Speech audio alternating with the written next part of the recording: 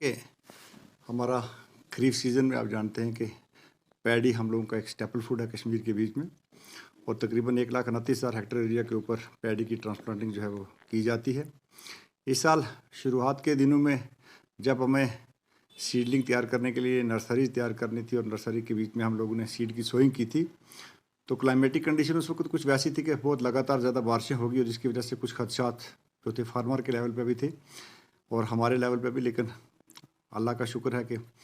Climatic condition बाद में ठीक होगी, हमारी जो नर्सरीज तैयार होगी। अगर किसी एक दो जगह से दिक्कत भी हम लोगों को आई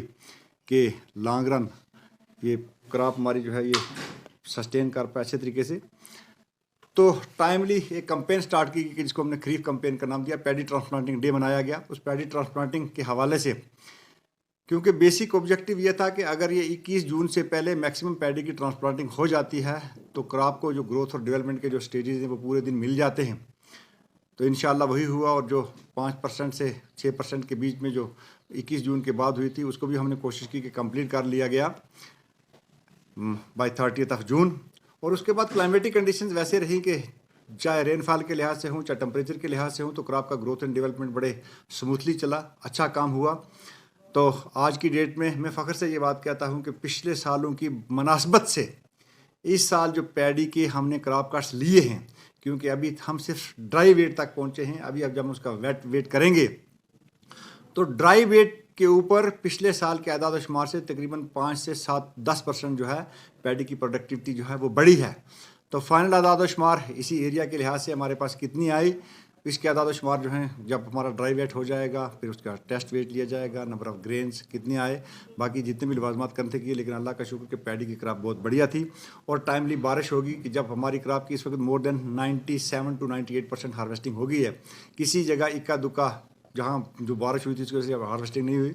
अगले 2-3 दिन के अंदर वो 1-2% भी कंप्लीट हो जाएगी। और पैडी की बम्पर क्रॉप, क्योंकि पिछले साल भी हम आपको दिखाएंगे जब हम MSP की बात करते हैं जो कि 2150 रुपये गवर्नमेंट ऑफ इंडिया की तरफ मुकद्दर, तो हमारा यहाँ का कश्मीरी चावल जो था वो 50 से 55 रुपये किलो के बीच में भी उसकी भी इतनी डिमांड थी वो बिकेगी, और हमारे फार्मर जो थे वो ज़्यादा से ज़्यादा साथ जुड़े और हमारे फार्मर की इनकम बढ़े। यही डिपार्टमेंट ऑफ एग्रीकल्चर का मुद्दा है, यही हमारा मकसद है। ऐसा है कि डिपार्टमेंट ऑफ एग्रीकल्चर का काम है कि लोगों को अवेयरनेस देना,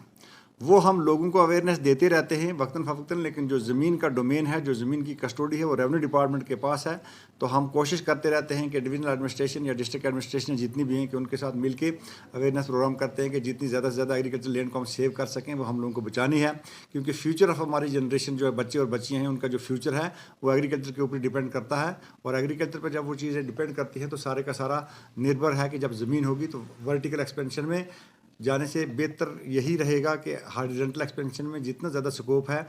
क्योंकि वेजिटेबल को तो हम वर्टिकल एक्सपेंशन में ग्रो कर सकते हैं, पल्सेस को ग्रो कर सकते हैं, दूसरी क्रॉप को ग्रो कर सकते हैं। लेकिन पैडी एक वैसी क्रॉप है कि जहाँ जो स्टेपल फूड हो वहाँ हॉरिजॉन्टल एक्सपेंशन में एरिया का बचना जो है हमारे लिए बहुत ज़रूरी है।